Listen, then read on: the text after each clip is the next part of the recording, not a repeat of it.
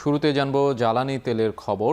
দেশে ভোক্তা পর্যায়ে বেড়েছে সব ধরনের জ্বালানি তেলের দাম। এতে সর্বোচ্চ বেড়েছে অকটেনের দাম, লিটার প্রতি বাড়ানো হয়েছে 20 টাকা। নতুন এ দাম কার্যকর হচ্ছে আজ থেকে। আমরা একটু পুরো বিশ্লেষণ করতে চাই যে জ্বালানি তেলের বর্তমান মূল্য এবং পূর্বের মূল্যর যে পার্থক্য, সেই পার্থক্য একটু দেখতে চাই।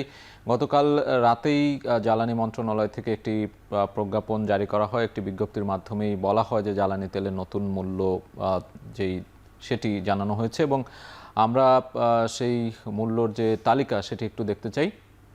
অকটেন পূর্বের দাম ছিল 120 টাকা, সেটি বর্তমানে দাম বেড়ে দাঁড়িয়েছে 140 টাকা এবং দাম বৃদ্ধির যে হার সেটি 17.67% বেড়েছে।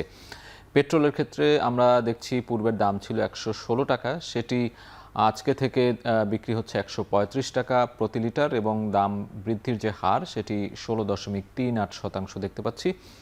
ডিজেলের ক্ষেত্রে আমরা দেখছি আগে দাম ছিল 100 টাকা প্রতি লিটার, সেটি 15 টাকা করে দাম বাড়ানো হয়েছে, 115 টাকা বর্তমান দাম, 15% দাম বেড়েছে।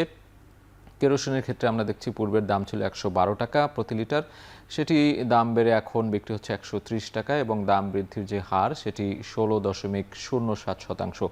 জ্বালানি মন্ত্রণালয়ের সূত্রে গতকাল থেকেই আমরা দেখেছি যে এই দাম বৃদ্ধির যে তালিকা, সেই তালিকা দিয়ে দেওয়া হচ্ছে এবং সেটি আজকে থেকে কার্যকর হচ্ছে।